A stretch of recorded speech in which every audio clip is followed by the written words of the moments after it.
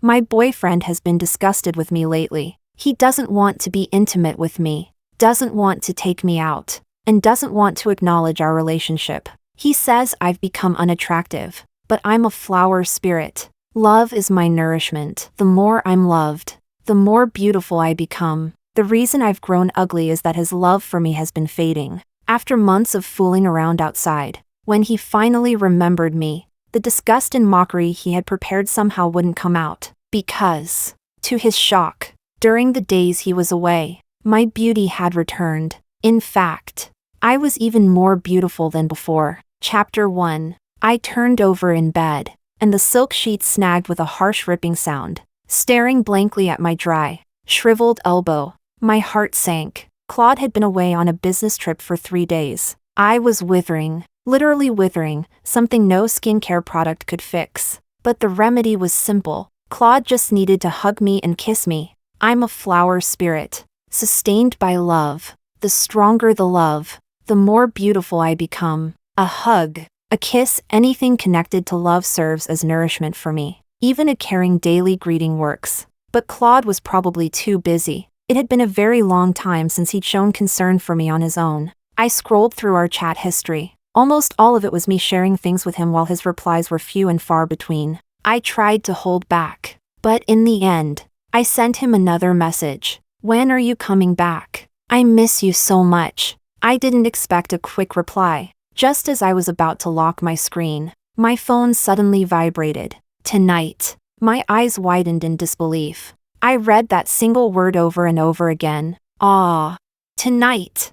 Excitement surged through me. I immediately jumped out of bed and started preparing. Claude's favorite raspberry pie. Claude's favorite braised beef. Claude's favorite marinated seafood. I stayed busy from morning until evening. The moment the front door clicked open, I ran toward it. Claude staggered slightly when I threw myself into his arms. TCH. You're covered in the smell of cooking oil. Startled, I immediately let go and sniffed myself carefully. It didn't seem like I smelled that way, though the floral fragrance on me had indeed become so faint it was almost gone. His gaze landed on my face, and his brows furrowed.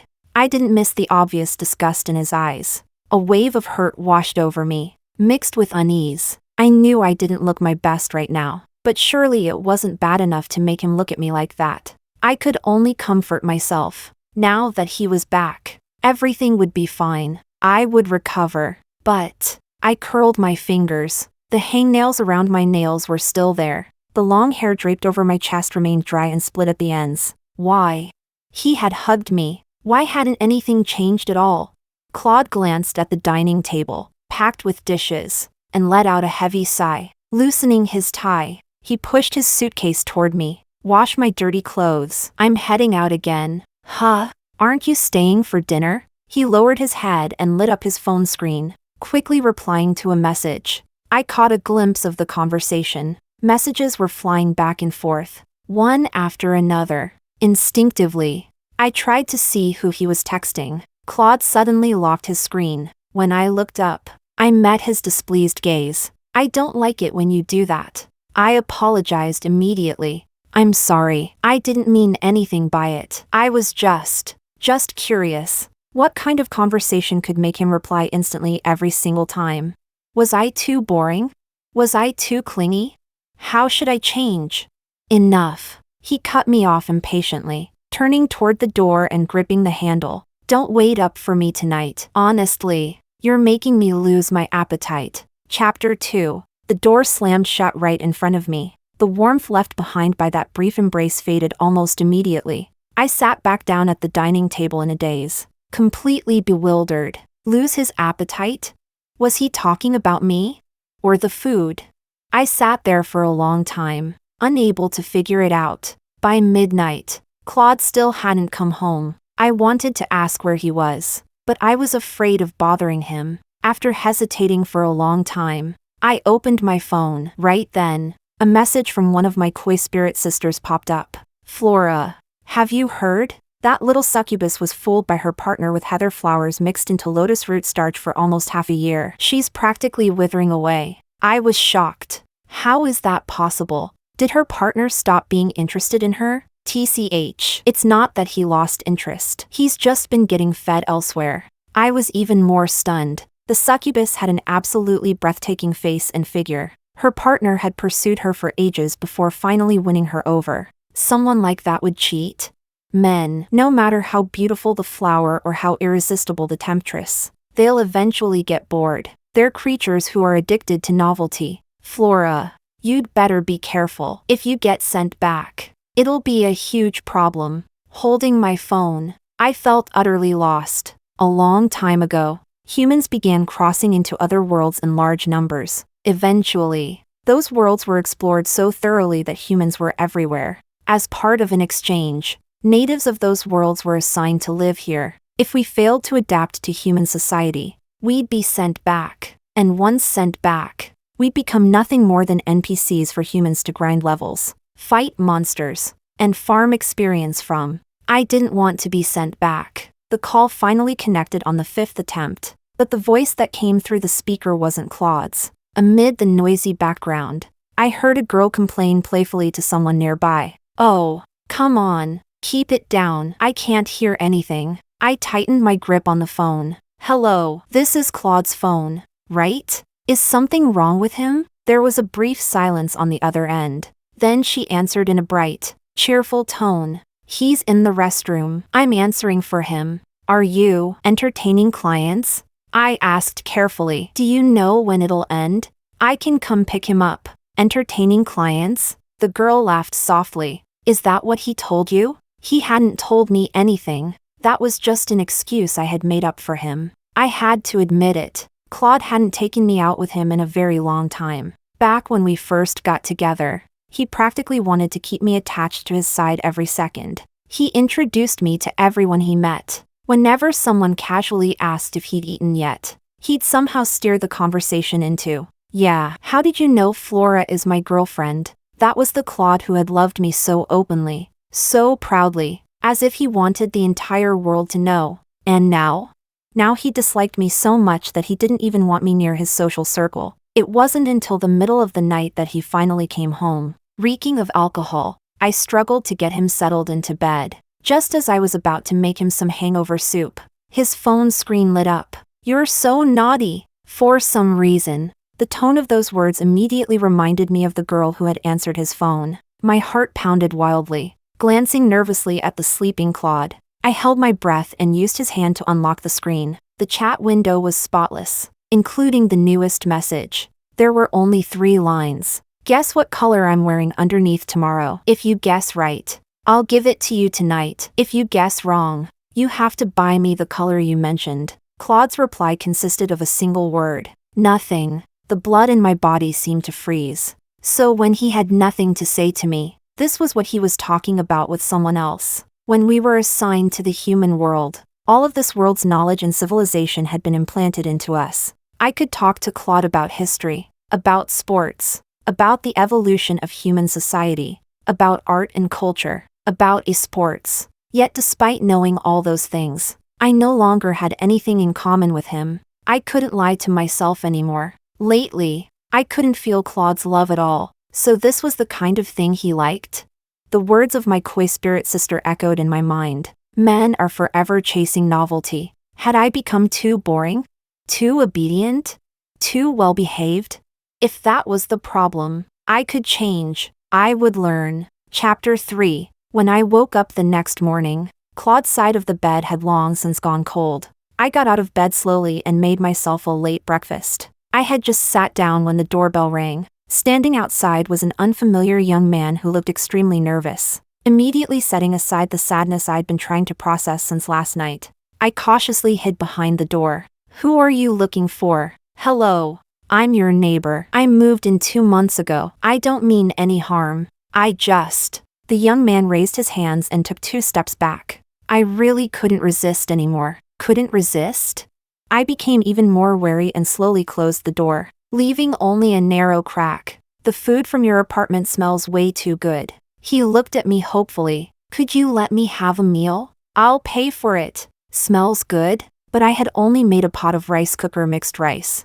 I'd simply dumped all the leftover ingredients from last night into the rice cooker and let it cook together. Since Claude wasn't home, I could survive the whole day on something simple. Seeing that I still looked suspicious, he frantically began pulling out documents. His ID card, student ID, medical insurance card, rental agreement. But that wasn't the important part. The important part was that I suddenly felt something. A strong feeling. Something I hadn't felt in a long time. It was like the gentle spring rain of early April, softly seeping into every pore of my body. Looking down, I saw that my pale nail beds had regained their healthy color. My dull, dry skin now glowed with a luminous softness. I looked up in shock. "You like me?" The young man clearly hadn't expected me to be so direct. His eyes widened instantly, and he began stammering in panic. "No, I mean, yes. I know you have a boyfriend. I don't have any inappropriate intentions. I was genuinely just craving the food, not craving you. Okay,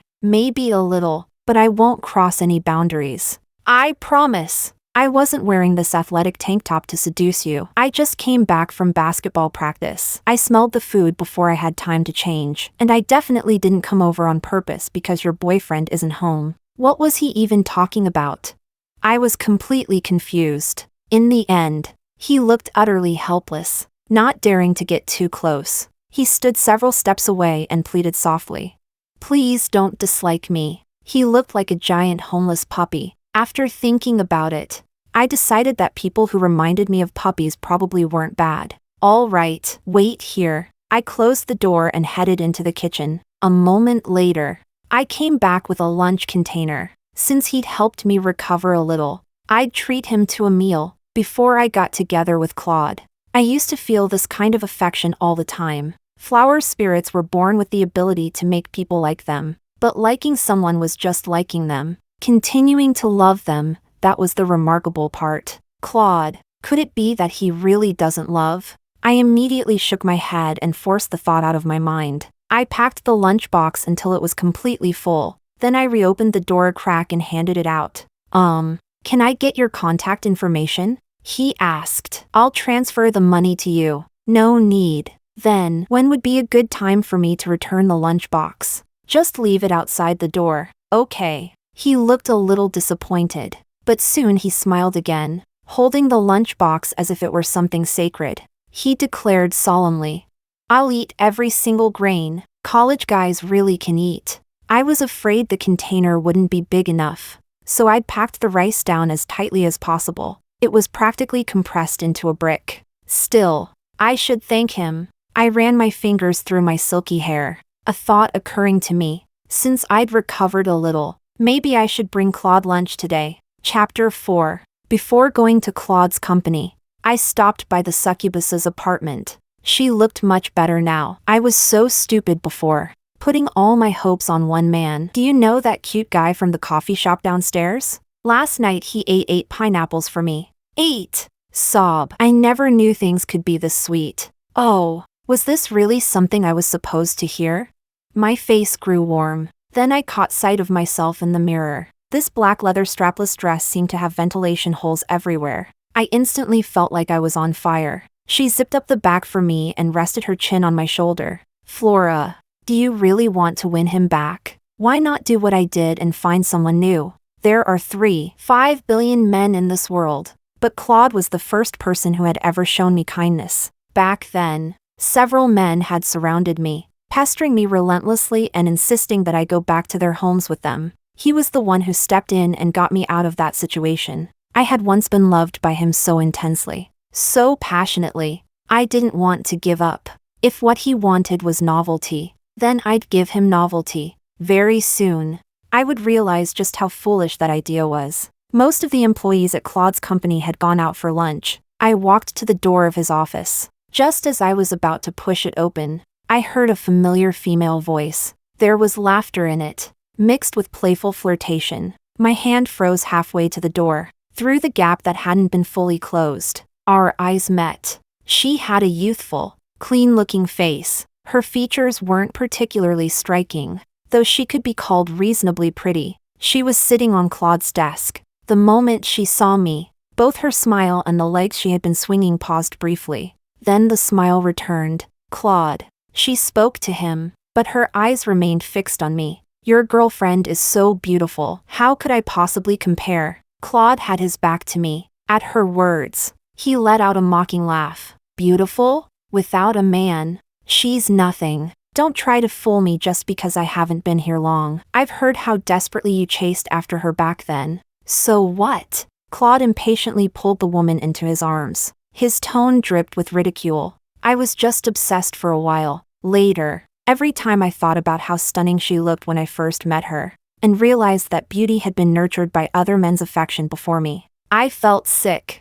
I actually want to see what happens when she loses my love. Will she really wither away? Chapter 5. A knock at the door pulled me back to reality. Only then did I realize I was still sitting blankly in the entryway. I didn't know how I had left Claude's office, or how I had made it home. All I knew was that it was almost dark outside now. When I stood up, every joint in my body crackled loudly. My gaze swept across the full-length mirror and suddenly froze. A withered flower abandoned after blooming, that was probably what I looked like. Worn out, shriveled, as though every movement would cause pieces of me to crumble away. Standing outside the door was the young man from this morning. He was holding my lunch container and carrying a bag from a dessert shop. I recognized it. The newly opened one 2 streets away. What happened to you? Are you sick? I'll take you to the hospital. My brain was too numb to think. By the time I realized what I was doing, I had already grabbed the hem of his shirt. Could you hug me? No problem. No problem. I'll carry you to the car. Just hang in there. Not the car. I tightened my grip. Come inside. Hug me. The tall young man seemed to crash completely. Only then did he notice my overly short leather dress. After staring blankly for 2 seconds, he awkwardly looked away. Isn't that kind of inappropriate? The feeling surrounding him was like a gentle spring breeze and soft rain. To me, in my current state, it was irresistibly attractive. Whether it was appropriate or not no longer mattered. I felt like roots on the verge of drying out, finally sensing a trace of water, desperately reaching toward it. Closer, just a little closer. I touched it. The young man's entire body instantly tensed. You broke up? Even his voice sounded tight. Broken up?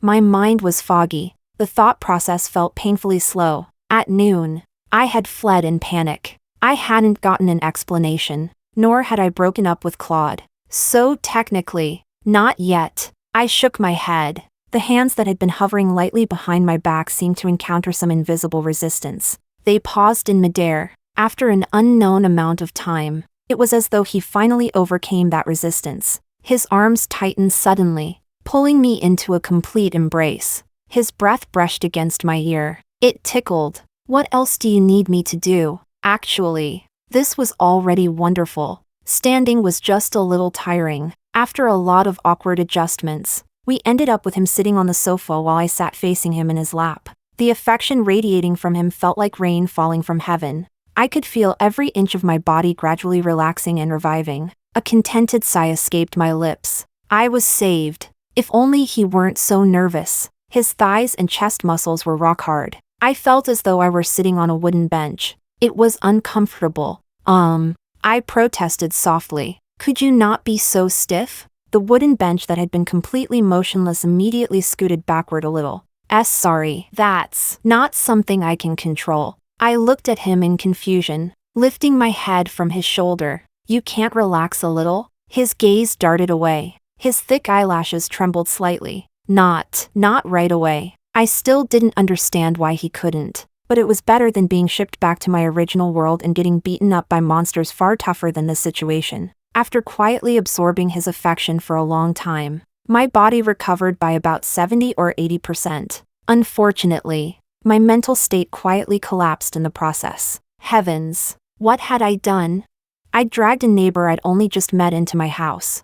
I hadn't even asked his name before practically clinging to him, and then I'd complained that his embrace wasn't soft enough. He was just an innocent puppy-like guy with a huge appetite, a love of food, and a little crush on me.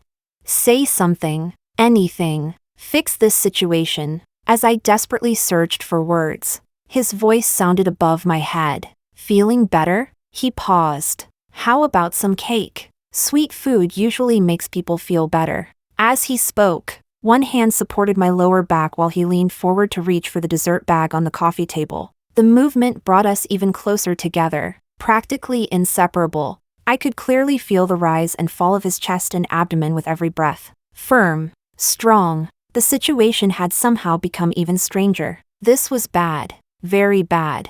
I raised a hand and pressed it against his shoulder. "Thank you," I stammered. "I'm okay now." He froze briefly. A flash of disappointment passed through his eyes before vanishing. Then he quickly let go of me. The atmosphere became awkward. The two of us felt like strangers who had accidentally spent the night together and only just woken up. We stared at each other, neither knowing what to say. After a long silence, he was the first to break it. He unlocked his phone. "Should I scan your code, or will you scan mine?" Seeing my confused expression, he laughed. His eyes sparkled brightly. "If you're still feeling unwell, you can contact me anytime. I'll be pretty free for a while." Such a sincere and helpful smile, completely harmless. I found myself staring for a moment before obediently taking out my phone and adding him. We exchanged names for our contact notes. Jordan. I unconsciously repeated his name. A warm feeling settled in my heart.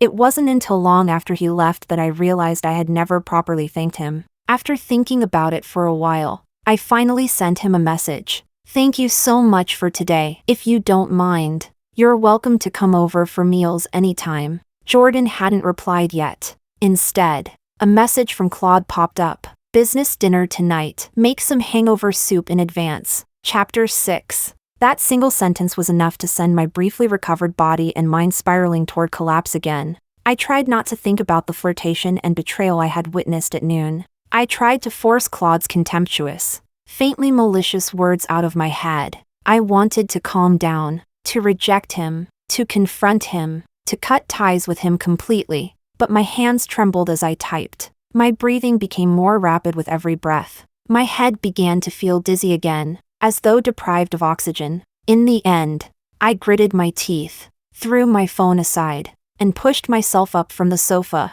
I decided to change out of this humiliating dress first. Just then, my fingertips brushed against something hard. I pulled it out and discovered it was a student ID card. Had it fallen earlier? But I looked at the gap in the sofa cushions. How could something accidentally fall so perfectly into a crack like that? Opening the student ID, I found a photo of the young man smiling with carefree confidence. If the name and face hadn't matched, I would have wondered whether I was looking at the wrong card. So the shy, well-behaved young man could smile so boldly after all. After admiring it for a moment, I was about to message him that he'd forgotten his student ID. Then, out of the corner of my eye, I spotted a Bluetooth earbud beneath the coffee table. It wasn't mine, and it certainly wasn't Claude's. It could only belong to Jordan. As I picked it up and placed it beside the student ID, I noticed a silver woven bracelet lying on the carpet. The owner of the dropped equipment showed up very quickly. Jordan scratched his cheek awkwardly. "I think I left." I presented everything with both hands. "Anything else?" He froze slightly. The frustration on his face suddenly looked much more genuine. "Thank you, and sorry. Actually, you didn't have to do all this. I would have contacted you anyway." Now it was my turn to feel embarrassed. "For a while, I'm going to need you. Need your affection. Need your love." Even without looking up, I could feel the intensity of his gaze. It made me nervous. My next words came out awkwardly. "But I might not be able to give you the response you want, and I won't really date you." I swallowed. "Can you still accept that?" Jordan said nothing. Of course he wouldn't agree. Only a fool would pour out feelings without expecting anything in return. Just as I was about to say something else to ease the awkwardness, he suddenly stepped closer. Before I could react, a powerful surge of affection exploded around me. My knees nearly gave out. I looked up in shock. Jordan was smiling, the curve of his lips unmistakably confident, with pleasure. At that moment, I realized I might have been wrong. Perhaps he wasn't some gentle, food-loving puppy after all. Maybe the sharp confidence in that student ID photo was his true nature. For example, right now, he had evolved from someone asking for free meals to someone insisting on cooking dinner for me. After opening the refrigerator and taking a quick look inside, he turned around and asked, "Tomato beef soup or creamy mushroom soup?" He had completely eliminated the option of refusing. Somehow, despite trying to decline moments ago, I found myself being led along by him. Would braised beef ribs and scrambled eggs with tomatoes be okay? Of course. Chapter 7. Jordan's affection was pure. Being close to him brought a level of physical and emotional comfort I'd never experienced before. But I'd already been hurt once. I wasn't foolish enough to tell someone everything anymore. Instead, I claimed that I suffered from touch starvation and needed hugs from people to feel better. After dinner, he volunteered to wash the dishes. I wandered around behind him and eventually couldn't resist leaning against his back. It felt so comfortable that I could practically bloom. Jordan didn't say anything. He simply slowed his movements considerably. My mind gradually drifted. Claude and I used to be like this too. Always stuck together. He loved watching me grow more beautiful under the nourishment of his affection, like an artist admiring a masterpiece. And then, he decided to destroy it with his own hands. At that thought, I unconsciously straightened up. Jordan turned his head. "Why'd you stop leaning on me? Feeling uncomfortable?" He glanced toward the sink. "Give me a second to wash the soap off my hands." Before I could answer, the doorbell suddenly rang. I froze. Only then did I remember that I had never replied to Claude's message. Had he come home this early? "Your boyfriend?" Jordan was still wearing my apron. Soap bubbles clung to his hands. His tone remained calm and unhurried as he raised an eyebrow and smiled at me. There wasn't the slightest trace of panic at the possibility of being caught by someone's official boyfriend. Seeing his expression somehow calmed me too. Not for much longer. The person standing outside wasn't Claude. It was the young woman from the office. The moment her eyes landed on my face, a flash of shock and distortion crossed her expression. She quickly recovered and smiled sweetly. "Hey, girl, I'm here to pick up the hangover soup. Oh, and by the way, Claude won't be coming home tonight, so you don't need to wait for him." After speaking, she pursed her lips. The delight in her eyes was impossible to hide as she stared at me without blinking. I had completely forgotten. So much time had passed since Claude's message, and I hadn't thought about it once. Only now did I realize something. Whenever Jordan was around, everything related to Claude seemed to get automatically muted. I pondered for a moment. Then I gave her an equally bright smile. "No." "What?" "I said I didn't make any, and I won't be waiting for him." I tilted my head slightly. "Please tell him that once he's sober, he should come talk to me properly." The reaction she had expected never appeared. Instead, she looked visibly rattled. "Didn't you hear me? Claude is spending tonight. Mississippi." Jordan poked his head around the doorframe and interrupted her. "That's the sort of thing you keep to yourself and quietly enjoy. It's not really something you should be announcing so loudly." He smiled pleasantly. "I understand wanting to show off. I do too. Since I'd like to move up and rank myself." The woman froze. Her mouth hung open for several seconds before she finally managed to speak. "What are you?" Jordan shut the door without hesitation. The moment it closed, he immediately looked guilty, like someone who had done something wrong. Sneaking glances at me, he asked cautiously, "Shouldn't I have interrupted?" "Sorry, I couldn't help myself." I almost laughed. There had been several times when I'd wanted to ask him what exactly he liked about me, but every time, I remembered that I was only taking advantage of that affection. I would never return it, and so I forcibly buried my curiosity. I was afraid that after hearing his sincere confession, all I could offer in return would be disappointing silence. That night, Claude never contacted me. I didn't know what the woman had told him, but for the next few days, he never came home. Perhaps that was for the best. I still hadn't fully recovered. Seeing him now might undo all my progress. Growing a flower takes an enormous amount of effort and care. You have to create the right environment. Pay attention constantly. Prune branches when necessary. Protect it from harmful things. But making a flower wither? That doesn't require waiting until the blooming season ends. One missed watering, one forgotten pest. Either can cause fatal damage. Once decline begins, no amount of compensation can fully reverse it. Flowers are like that. And so are the people we love. Chapter 8. Jordan came over whenever he had free time. I worried that I might be distracting him from graduating, but he couldn't have cared less. Resting his chin on my shoulder, he watched as I packed away a necktie and clicked his tongue in dissatisfaction. Can't bear to part with it? Yesterday, after messaging Claude to ask when he'd come back, I received a vague reply, soon, so I started clearing things out. Everything that belonged to Claude was being sorted, packed, and prepared for him to take away when he finally showed up. This tie had been a gift from me. On the back, I'd embroidered a tiny flower with silver gray thread. The thread had been so fine that it nearly ruined my eyesight, yet he'd never worn it even once. I did feel reluctant, not because of the tie, because of the effort I'd poured into it. Seeing that I didn't deny it, Jordan became even more unhappy. He wanted to protest but lacked both the right and the position to do so. So he sat off to the side and sulked. After a long silence, he finally spoke in a resentful tone. Flora, I think your touch starvation syndrome might be contagious. If you ignore me and don't hug me, I feel awful all over. Take a shower. You'll feel better. So that's it? Use me and throw me away? That sounded a little heartless. The truth was, my nourishment reserves were already more than sufficient. Back when I was with Claude, the only person who enthusiastically greeted me when I took out the trash was the lady who collected cardboard boxes for recycling. But over the past few days, people had started offering to help before I even made it out of my apartment building. That familiar feeling of being surrounded by affection had returned. Honestly, I didn't really need Jordan anymore, but I couldn't bring myself to reject him. After all, he'd saved me when I was at my lowest. Fine, just one hug. I have to go out this afternoon. Before I could even finish speaking, Jordan pulled me into his arms. The hand around my waist hesitated for only a moment before slipping beneath the hem of my shirt with familiar ease.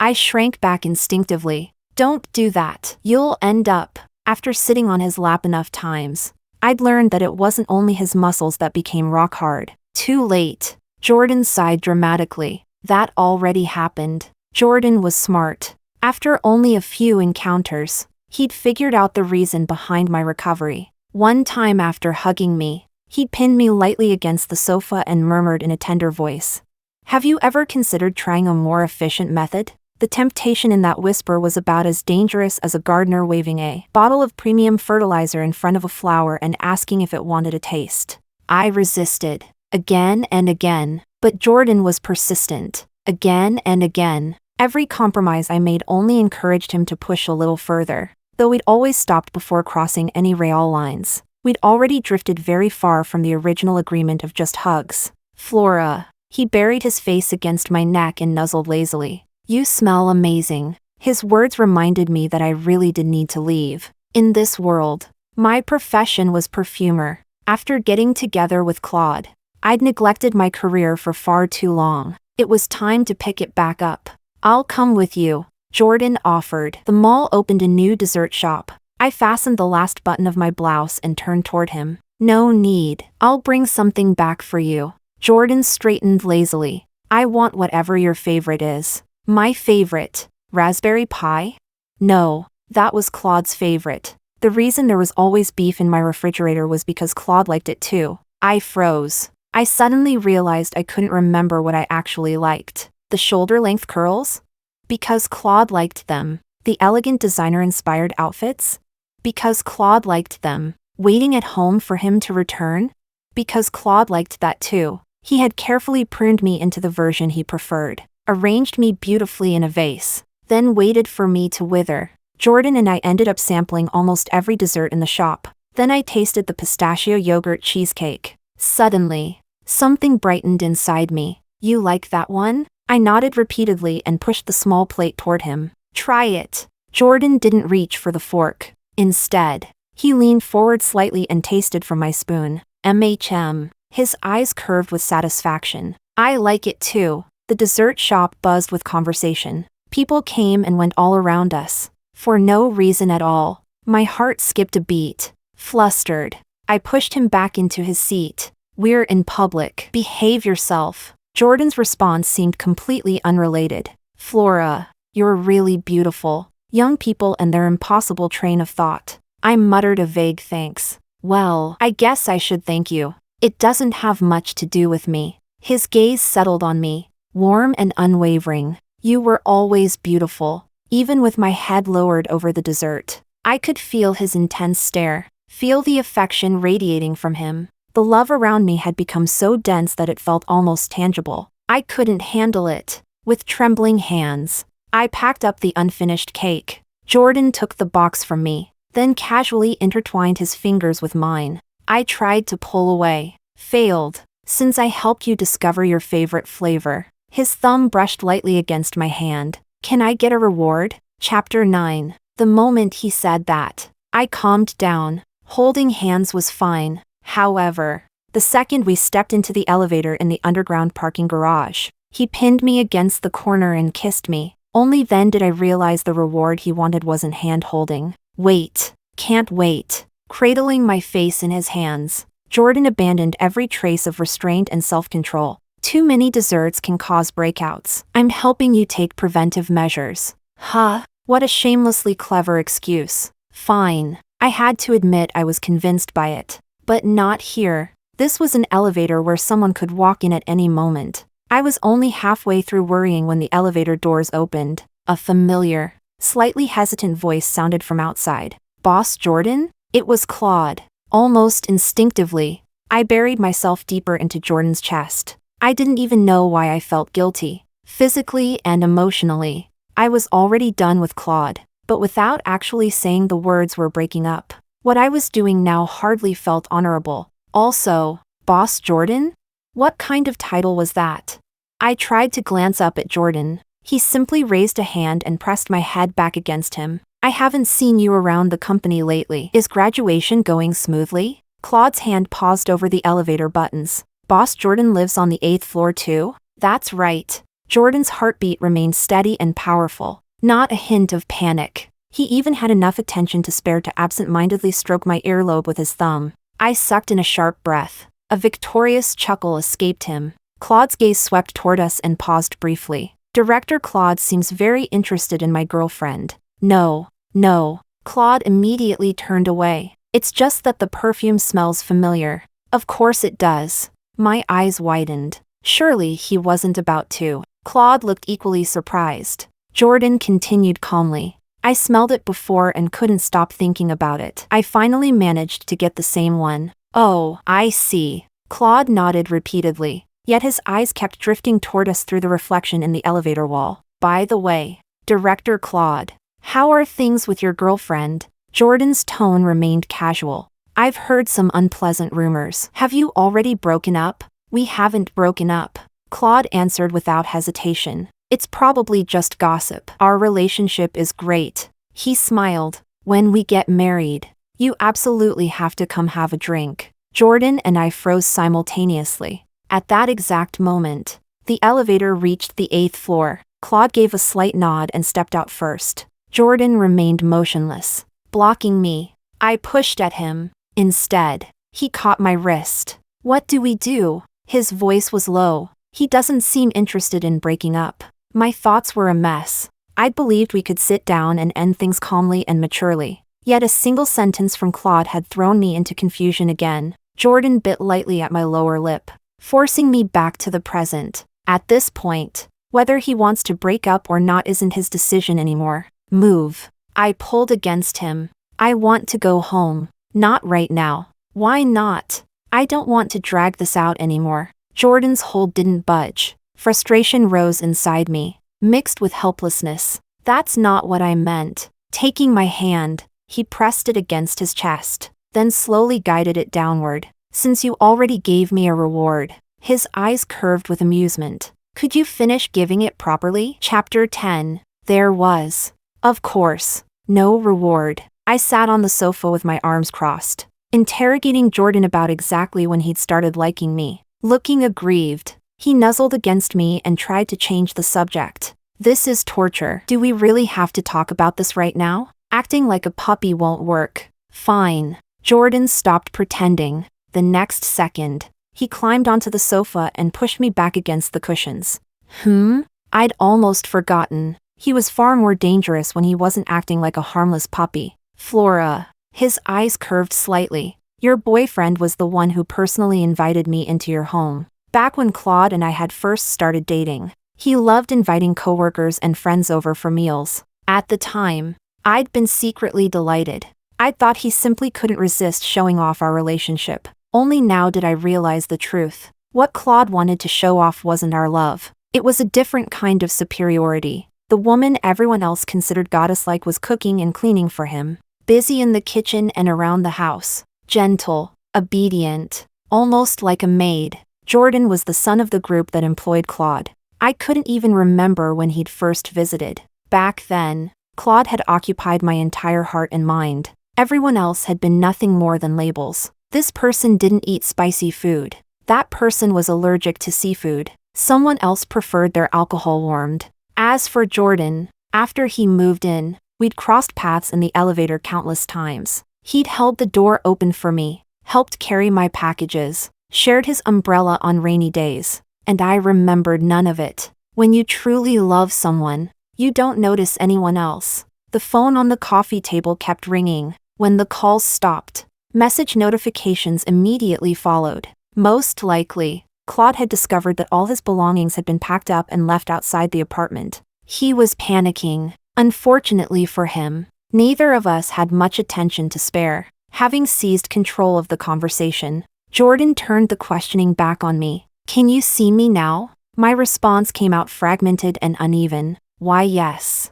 I can see you." Apparently, he didn't believe me. Taking my hand, he led me into the bathroom. I found myself kneeling against the vanity, forced to face my reflection in the mirror. The exhausted, dull version of myself was long gone. The woman staring back looked like a camellia touched by fresh snow, radiant, more beautiful than I'd ever been. But I had no attention to spare for my appearance. Bracing myself against the mirror, my voice trembled. "Jordan, I'm going to fall." "No." His arms tightened around my waist, holding me as though I were something precious. Like a bouquet he refused to let go of. "I won't let you fall." Chapter 11. It was already late at night when I got home. Claude had drained my phone battery with non-stop calls. When I opened the door, the living room was completely dark. I had assumed he'd left long ago, but the moment I stepped inside, I kicked the boxes that had originally been left by the entrance.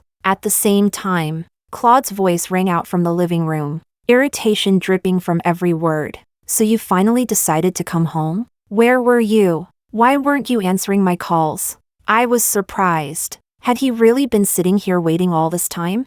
"It's only been a few days since I came home. Did you seriously have to throw this kind of tantrum?" He stood up from the sofa. "What? You want to break up?" Using the faint light spilling in through the windows, I saw him reach for the light switch. "Don't turn on the light." My voice was horribly hoarse, like rusted metal scraping together. Just forcing the words out took effort. Claude paused. Then he suddenly laughed. The tension in his expression disappeared, replaced by the familiar disdain and contempt. "Oh, I get it. You don't want me seeing what you look like now. It must be hard to accept. After all, you used to be so beautiful. Now you're nowhere near good enough for me. But don't worry." His tone grew smug. "I'll still keep you around." At this point, I'm probably the only one who would. The light switched on. Instinctively, I squeezed my eyes shut. When I opened them again, I was met with Claude's stunned, disbelieving stare.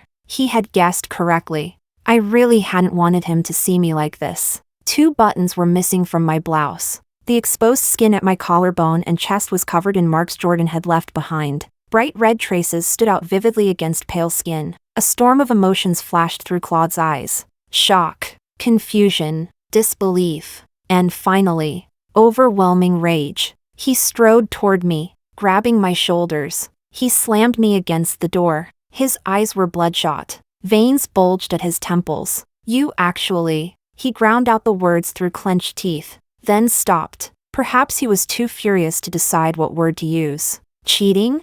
Betrayal? An affair? I was too exhausted from everything Jordan had put me through earlier to struggle. Instead, I laughed. Self-preservation. I tilted my head slightly. Am I not allowed to save myself? Or was I supposed to wait until I withered away, just so your wish could come true? You. His pupils contracted sharply. "You heard that?" Panic flashed briefly across his face. Then, almost immediately, he reverted to aggression. "So what if you did? It's not like I would have actually let you die. I just couldn't get over it. Did I ever say I didn't want you anymore? I never even complained about how many men you'd had before me. And now you're demanding that I love you forever? Before Claude, I'd never been in a relationship. Maybe he'd forgotten. Before any gardener appeared, the flower had already been blooming perfectly well. He'd fabricated filthy assumptions about me, assigned me crimes I'd never committed. Back then, I hadn't had the strength to defend myself. Now, I simply didn't care to. From the other side of the door came a familiar feeling. Warm, steady. Jordan must have woken up. He was standing outside. I was calmer than I'd ever imagined possible. Slowly, I looked Claude up and down. Then I smiled with the same contempt he'd once shown me. His expression immediately cracked. Anger flickered across his face. "What are you laughing at?" A gentle knock sounded on the door. I wrapped my hand around the doorknob but made no move to open it yet. "Your image was something I created." I met his gaze directly. "You were the successful man who conquered a beautiful woman. The thing you showed off to other people wasn't your career, wasn't your talent. It was me. You wore a flower as decoration. You enjoyed the admiration and envy it brought you. And eventually, you became so intoxicated by the attention that you convinced yourself you were the main character." I smiled. "But sorry, without me, you're nothing." Claude stood frozen in shock. I opened the door. Jordan was leaning casually against the wall. He poked his head inside. "I think I heard people arguing." His gaze landed on Claude. "Director Claude, you're not breaking up, are you?" He smiled innocently. "Your complexion looks terrible." Claude no longer bothered with politeness or appearances. His eyes locked onto me. "Flora." His voice shook with anger. "Who the hell is that guy? When you looked like that before, there was no way anyone could possibly like you." Chapter 12. He soon found out exactly who that other man was. Jordan was truly a menace. While I wasn't paying attention, he somehow stole that necktie and wore it to work, showing it off everywhere. That very evening, he squeezed his way into my apartment with an aggrieved expression. "Flora." He hit me. I jumped in alarm, cupping his face. I searched anxiously for injuries. After a long inspection, I finally found a tiny scratch that was practically healed already. Internal injuries. Jordan immediately looked even more pitiful. "I need kisses and hugs to recover." "What about him?" Jordan instantly threw up his hands. "I'm shattered. Completely shattered." I sighed helplessly and wrapped my arms around him, patting his back perfunctorily. I finally managed to soothe him. Only then did he answer casually.